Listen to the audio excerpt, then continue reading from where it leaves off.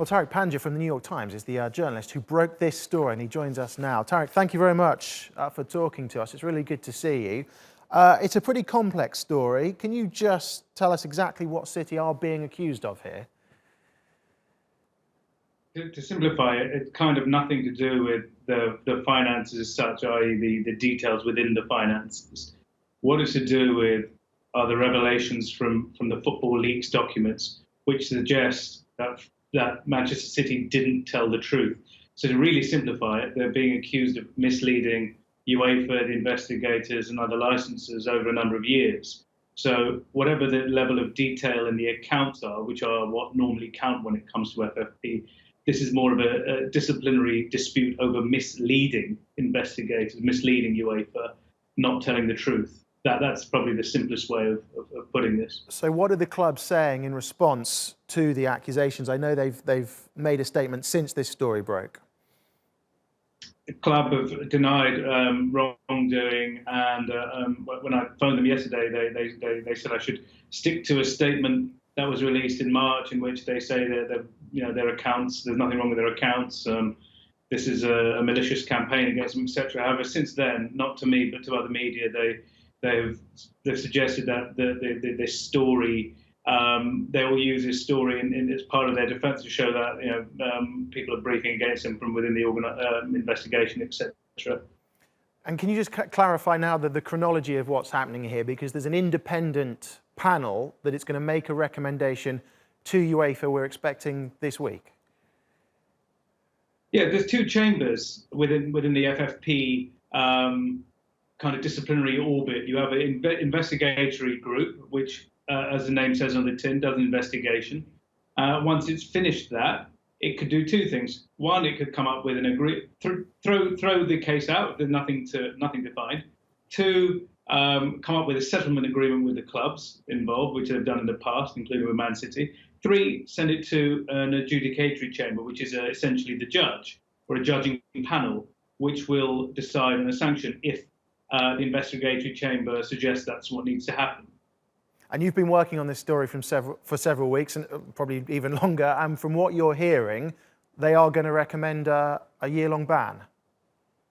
Yeah, they've looked at this stuff, and from what I understand, the investigators feel, look, we've looked at this stuff, and we feel that they have cheated. However, the way the panel works is that they will all meet. They all met, I believe, 2 Fridays ago, and this is the general feeling. However, the way the panel works is that the person who has the final say is the chairman of the panel, which is the Belgian Prime Minister, Yves Le Terme. If he was to sort of go with a consensus view, what the investigators said and submit this is, yes, he believed Man City have cheated and should be banned. However, that submission has yet to be made, and I believe it's going to happen this week. And even if the recommendation is a ban, UEFA don't have to listen to it, do they? They don't, but they usually do, which is the interesting thing. So there's bigger stakes here. Like, obviously, Manchester City not being in the Premier League, is a huge deal. We've seen the kind of responses from Manchester City fans, etc., to this, who are not very happy with them or with me or whatever about this. But there's a bigger issue here about governance. Can UEFA implement its own regulations when it comes to the bigger teams? I think there's people within UEFA which are sensitive to this issue.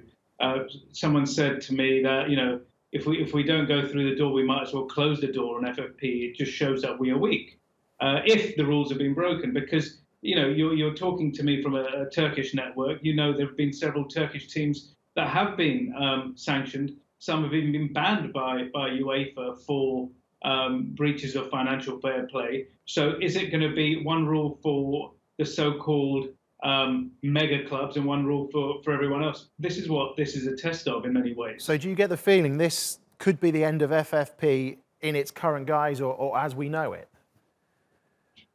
I think this is a seminal case, yeah, either way. The PSG case, we don't want to get into all the details of that. Paris Saint-Germain's similar case about overspending, another club that is bankrolled by a very wealthy nation. They seem so far to have got away with it. They have a lot of links within UEFA, and people have said, well, hang on a minute, why is this not working? So yeah, absolutely. This is going to define whether financial fair play as a concept exists and whether it doesn't. And some people, I could see why some would have sympathy for clubs like Manchester City, who have had investors come late in the day, who feel locked out of the football pyramid, as it were, by, they say, rules that have been designed to kind of protect the establishment teams. So yeah, this is a major moment. Okay, Tariq, fascinating to talk to you. Thank you very much for your time. Tariq Panja. Thank you.